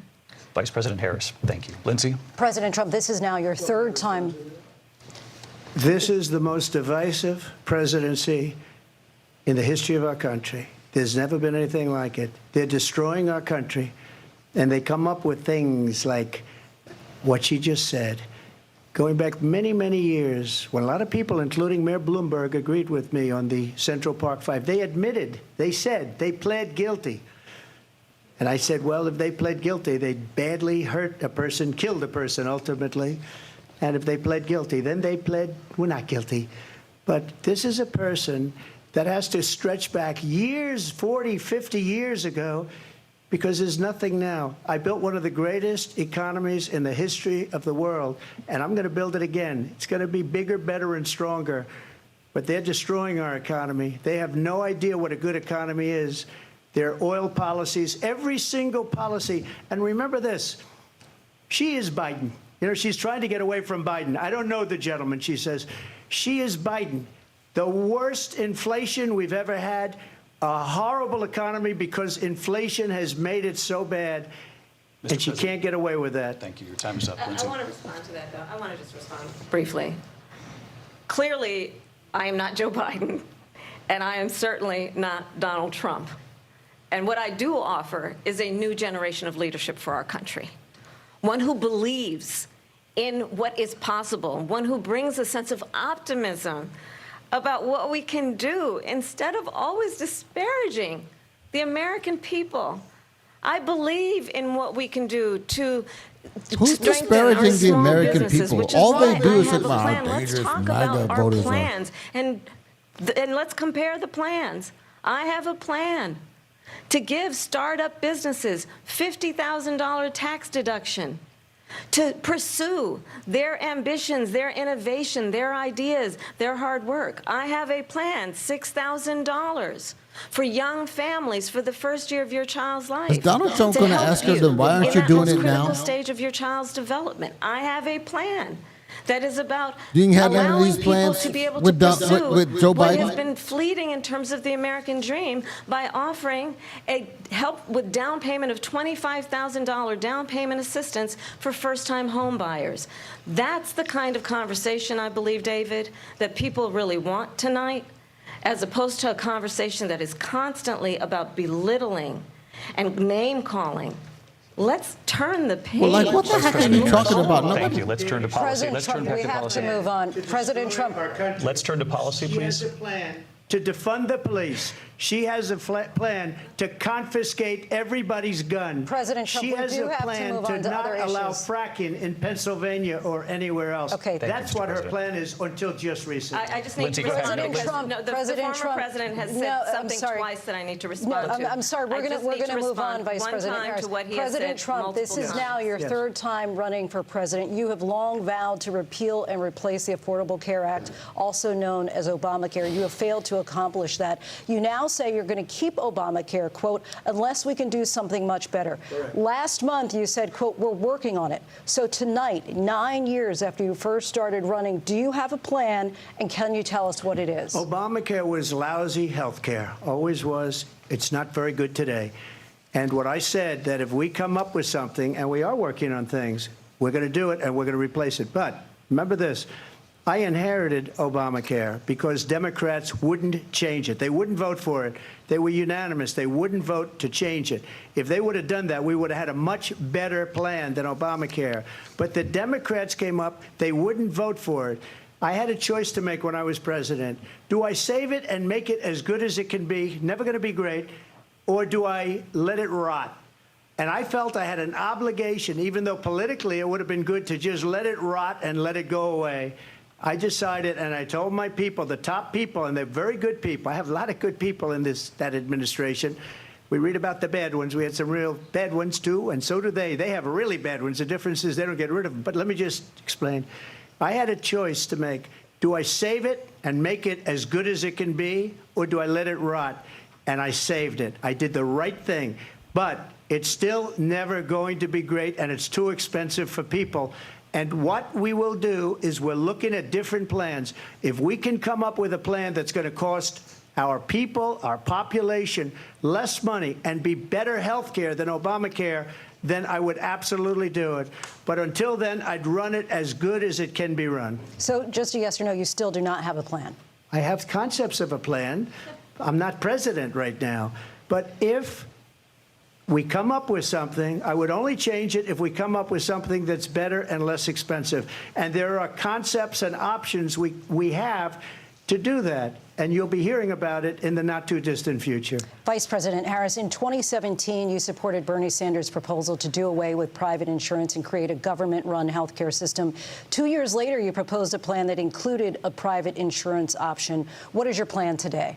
Well, first of all, I absolutely support, and over the last 4 years as vice president, private health care options. But what we need to do is maintain and grow the Affordable Care Act. But I'll get to that, Lindsay. I just need to respond to a previous point that the former president has made. I've made very clear my position on fracking. And then this business about taking everyone's guns away. Tim Walz and I are both gun owners. We're not taking anybody's guns away. So stop with the continuous lying about this stuff. As it relates to the Affordable Care Act, understand, just look at the history to know where people stand. When Donald Trump was president, 60 times he tried to get rid of the Affordable Care Act. 60 times. I was a senator at the time when I will never forget the early morning hours when it was up for a vote in the United States Senate. And the late, great John McCain, who you have disparaged as being, you don't like him, you said, at the time because he got caught. He was an American hero. The late, great John McCain, I will never forget that night, walked onto the Senate floor and said, no, you don't. No, you don't. No, you don't get rid of the Affordable Care Act. You have no plan. And what the Affordable Care Act has done is eliminate the ability of insurance companies to deny people with pre-existing conditions. I don't have to tell the people watching tonight, you remember what that was like? Remember when an insurance company could deny if a child had asthma, if someone was a breast cancer survivor, if a grandparent had diabetes?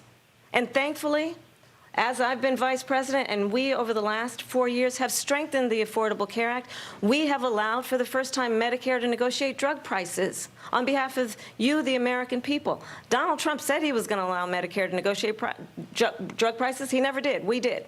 And now we have capped the cost of insulin at $35 a month. Since I've been vice president, we have capped the cost of prescription medication for seniors at $2,000 a year. And when I am president, we will do that for all people, understanding that the value I bring to this is that access to health care should be a right and not just a privilege of those who can afford it. And the plan has to be to strengthen the Affordable Care Act, not get rid of it, Vice President Harris, in terms of where Donald Trump stands on that. I want to move to an issue that's important for a lot of... She made a mistake. At number one, John McCain fought Obamacare for 10 years. But it wasn't only him. It were all of the Democrats that kept it going. And you know what? We can do much better than Obamacare, much less money. But she won't improve private insurance for people, private medical insurance. That's another thing she doesn't want to get. People are paying privately for insurance that have worked hard and made money, and they want to have private. She wants everybody to be on government insurance where you wait 6 months for an operation that you need immediately. President Trump, thank you. We have another issue that we'd like to get to that's important for a number of Americans, in particular younger voters, and that's climate change. President Trump, with regard to the environment, you say that we have to have clean air and clean water. Vice President Harris, you call climate change an existential threat. The question to you both tonight is, what would you do to fight climate change? And Vice President Harris, we'll start with you. 1 minute for you each. Well, the former president had said that climate change is a hoax. And what we know is that it is very real. You ask anyone who lives in a state who has experienced these extreme weather occurrences, who now is either being denied home insurance or it's being jacked up. You ask anybody who has been the victim of what that means in terms of losing their home, having nowhere to go. We know that we can actually deal with this issue. The young people of America care deeply about this issue. And I am proud that as Vice President over the last 4 years, we have invested $1 trillion in a clean energy economy, while we have also increased domestic gas production to historic levels. We have created over 800,000 new manufacturing jobs while I have been Vice President. We have invested in clean energy to the point that we are opening up factories around the world. Donald Trump said he was going to create manufacturing jobs. He lost manufacturing jobs. And I'm also proud to have the endorsement of the United Auto Workers and Sean Fain, who also know that part of building a clean energy economy includes investing in American-made products, American automobiles. It includes growing what we can do around American manufacturing and opening up auto plants, not closing them like happened under Donald Trump. Vice President Harris, thank you. It didn't happen under Donald Trump. Let me just tell you, they lost 10,000 manufacturing jobs this last month. It's going, they're all leaving. They're building big auto plants in Mexico, in many cases owned by China. They're building these massive plants, and they think they're going to sell their cars into the United States because of these people. What they have given to China is unbelievable. But we're not going to let that. We'll put tariffs on those cars so they can't come into our country, because they will kill the United Auto Workers and any auto worker, whether it's in Detroit or South Carolina or any other place. What they've done to business and manufacturing in this country is horrible. Never seen anything like it. They refuse. You know, like never Biden doesn't before. go after people because supposedly China paid him millions of dollars. He's afraid to do it. Between him and his son, they get all this money from Ukraine. They get all this money from all of these different countries. And then you wonder, why is he so loyal to this one, that one, Ukraine, China? Why is he? Why did he get $3.5 million from the mayor of Moscow's wife? Why did she pay him $3.5 million? This is a crooked administration, and they're selling our country down the tubes. President Trump, thank you. Thank you. We'll be right back with closing statements from both of our candidates. An historic night, this ABC News presidential debate from Philadelphia. Back in a moment. Let me see if I can fast forward here.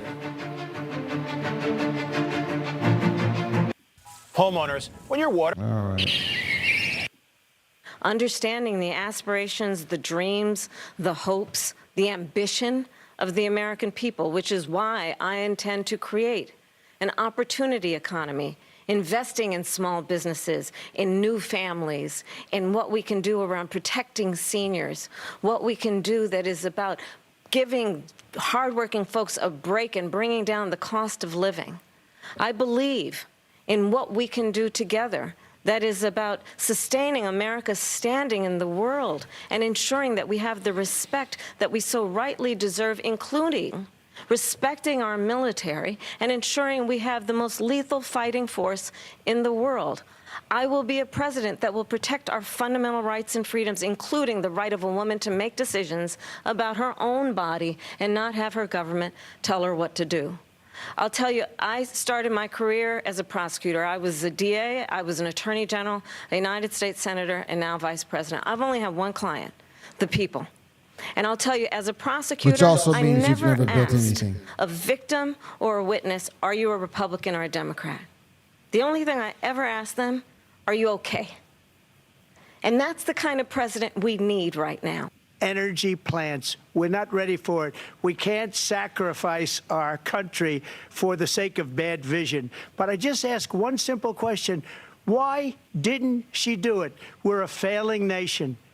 We're a nation that's in serious decline. We're being laughed at all over the world. All over the world, they're laughing. I know the leaders very well. They're coming to see me. They call me. We're laughed at all over the world. They don't understand what happened to us as a nation. We're not a leader. We don't have any idea what's going on. We have wars going on in the Middle East. We have wars going on with Russia and Ukraine. We're going to end up in a third world war, and it'll be a war like no other because of nuclear weapons, no one's the ever power of seen. weaponry. I rebuilt our entire military. She gave a lot of it away to the Taliban. She gave it to Afghanistan. What these people have done to our country, and maybe toughest of all, is allowing millions of people to come into our country. Many of them are criminals, and they're destroying our country. The worst president, the worst vice president in the history of our country. President Trump, thank you. And that is our ABC News presidential debate from here in Philadelphia at the National Constitution Center. I'm Lindsay Davis. And I'm David Muir. Thank you for watching here in the U.S. and all over the world, and from all of us here at ABC News. Good night. That was...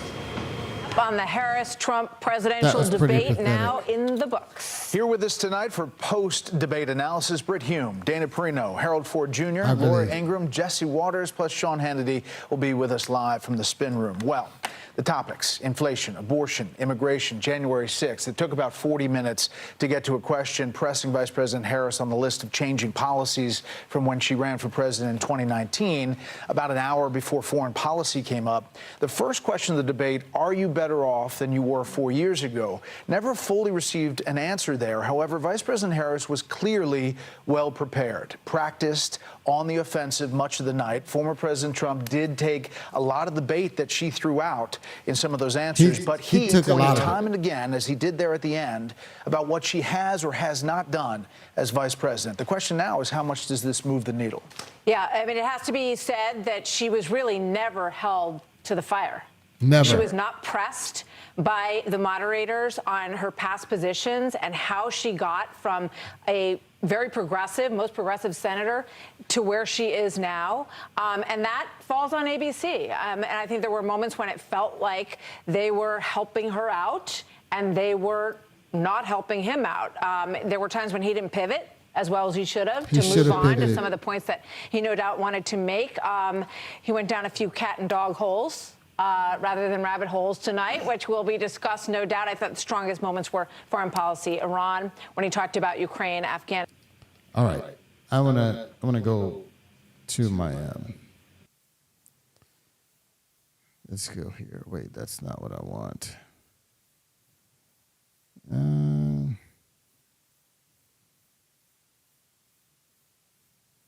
YouTube. All right.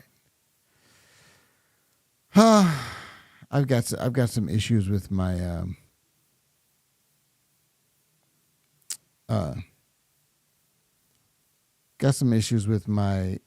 browser here.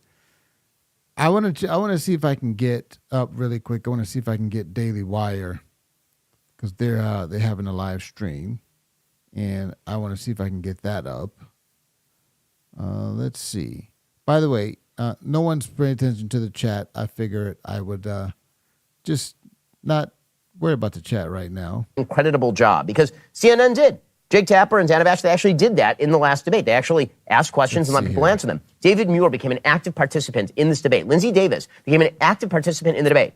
And then they never once fact-checked Kamala Harris, who lied over and over and over. That. She lied. She said, for example, that Donald Trump was a backer of Project 2025. A lie. She said that Donald Trump said there were very fine people on both sides of the Charlottesville riots, including the neo-Nazis. That is a lie. It's been debunked repeatedly. They did not say that that was a lie. She said that he had said that he was going to unleash a bloodbath on the country if he lost. That's a full-scale lie. They never fact-checked a single thing that she did the entire night. And actually, that helps Trump. And it helps Trump for a very simple reason.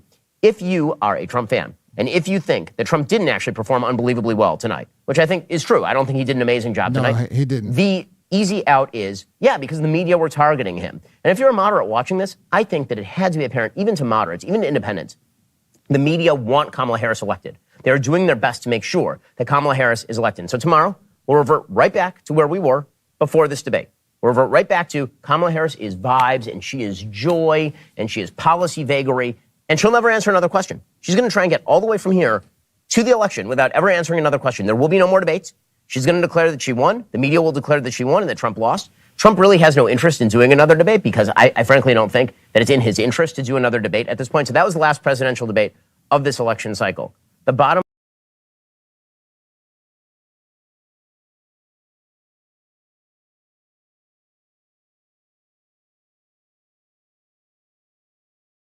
just say it. It's very frustrating. She will say something about how race shouldn't divide us. And you're sitting there going, what the actual living Like, you are a case in point of a person who divides based on race. It's what you do for a living. It's how you became vice president of the United States. She will say things about Afghanistan. They'll ask her about whether she has any regrets, and she'll say no. And instead of him coming back and saying, don't you regret the 13 dead American soldiers whose families you ignored? You're just waiting for him to take the opening. But the problem was that he had been set off earlier in the debate. He was incredibly distractible. He was following every squirrel down every particular rabbit hole. 100%. Again, the best moment I thought of the debate for Donald Trump was that closing statement where he finally laid out the big question. If you say you have all these big plans, why don't you do any of those things? But in the final analysis, I can be pissed at the media. I can feel discomfort with how the debate went tonight. This is still a tight race. It's not going to become a not tight race because of this particular debate, which means that tomorrow Donald Trump better get up and he better decide that he's going to do for the rest of the campaign the thing he didn't do tonight, define her positions. It can't just let J.D. Vance, by the way, is doing an excellent job of this. J.D.'s doing a great job of this. Trump needs to do it. He needs to actually do it. If he does that, he can still win the race and he still has the upper hand. But this debate was I'll say it was a blown opportunity at the very least. I think that part of it is, I seriously agree with you. I think the two things that Trump did accomplish was he got ganged up on, which obviously he didn't do, but I think that was really important. I think we do not see how far the media has fallen in the eyes of the American public. The fact that after that DNC, that ecstatic, that love fest of a DNC, Kamala Harris didn't get a bump, is telling us something about what the American public is thinking about the media. They are watching the media. They get it. They've seen it. All the stuff we all have been talking about all these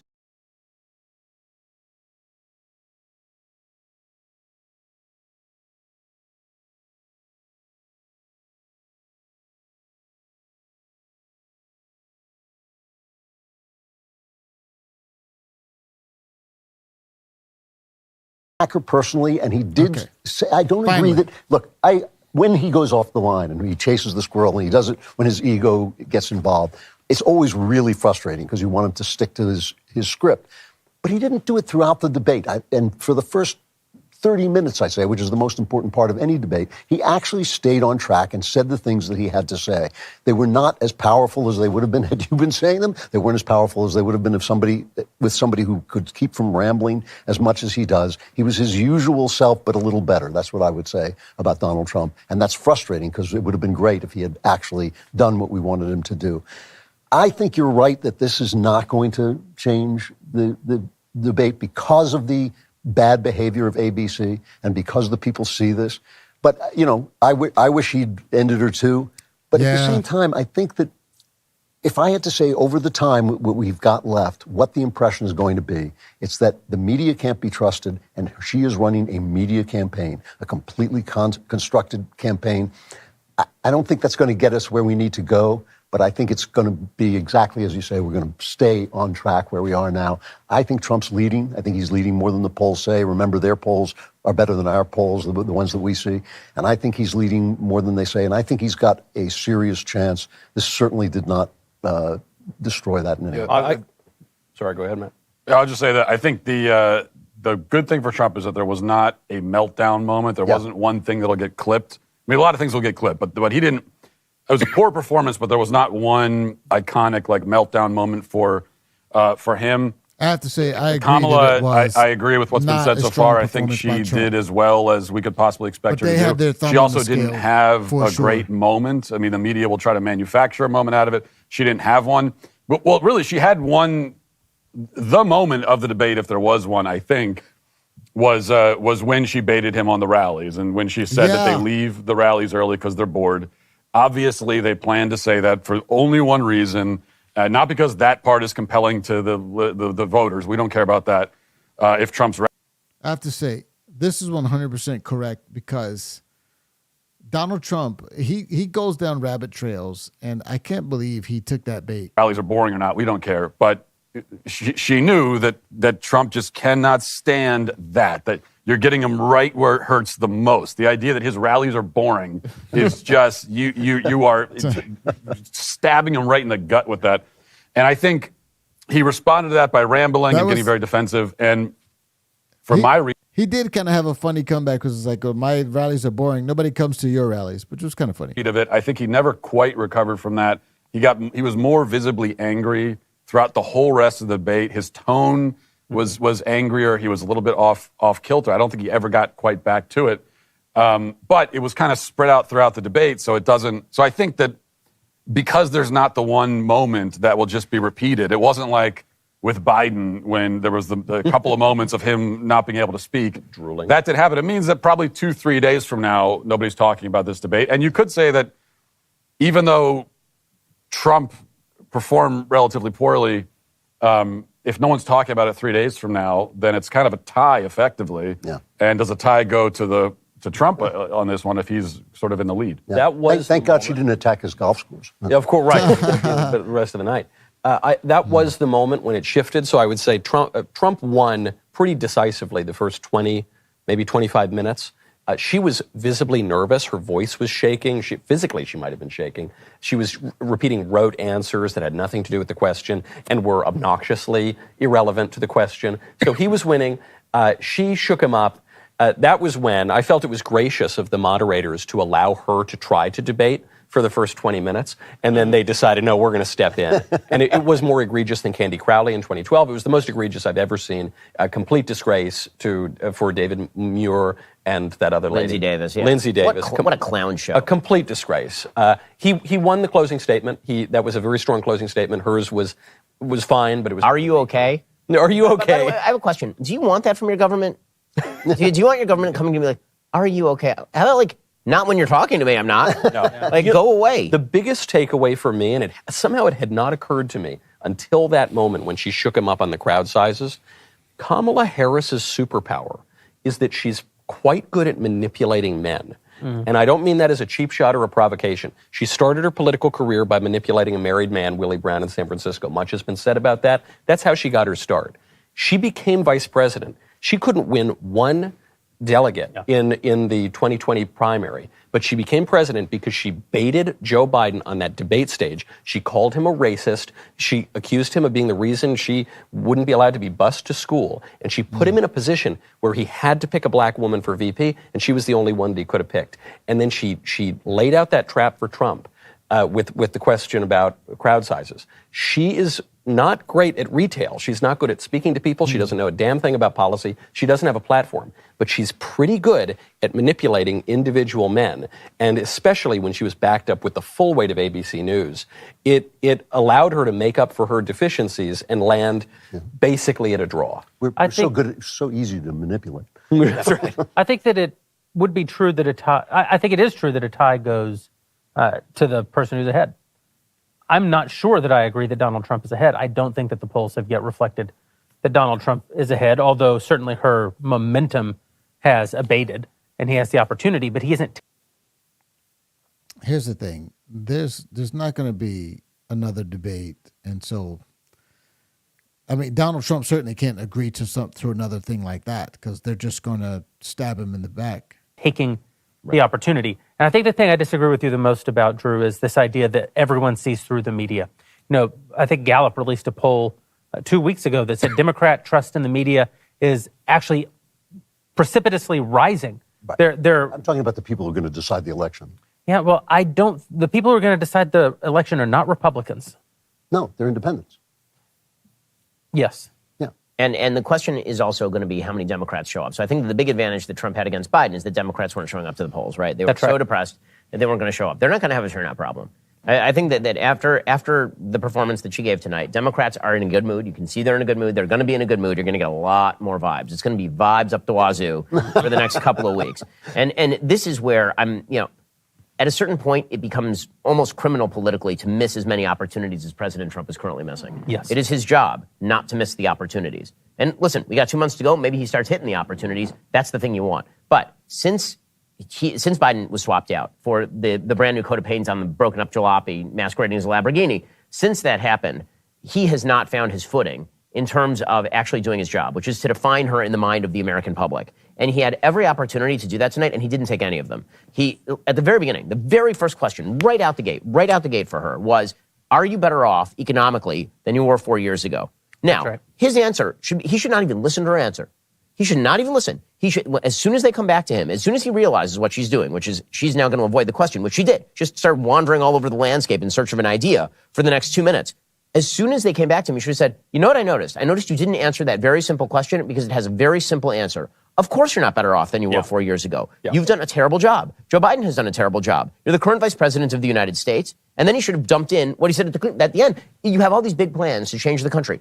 Where are you? Why don't you go do them right now? I noticed you've done none of them, right? I mean, like, in the first 5 minutes, this debate could have been over. And that's the part that really galls me. That's part that sticks in my craw. I have to interrupt you here because I owe our sponsors to tell people about owing things. More than 3/4 of Americans have some kind of debt. Things like credit cards, personal loans, medical bills. It's a terrible feeling. Oh, if I don't listen to that. All right, so I'll try to get some post-debate analysis here. Here's my cashews that I'm eating. Listen. Let me lean over here so my camera will move. All right, so listen, man. That those moderators, I knew it wasn't just me. Those moderators were so disgraceful. They had their thumb on the scale. That was so unbelievable. But anyway, I did find it interesting. That was really bad. I mean, I don't know how I feel about it, but I don't think that really helped Trump. I don't know that it hurt him, but it certainly didn't help him. That should have been a completely lopsided debate. Kamala Harris is an empty suit. She didn't answer questions. She lied. No one pressed her. But such is life. I mean, I don't know what to say about this stuff. This stuff is, I just need to just do my part. I'll go to the polls. I'll vote. Everyone's life was objectively better when Donald Trump was president. So that's what that is. Sorry for the yawns. It is late. It's only 10 o'clock on 10 Central Time, but I do have to get up early. Let me know, good people. Next time I will. I'll have some more scripted content. Obviously, I wanted to cover this live debate, but let me know what you think. Go ahead and like this video if you appreciate the content. Till next time, my friends. God bless you.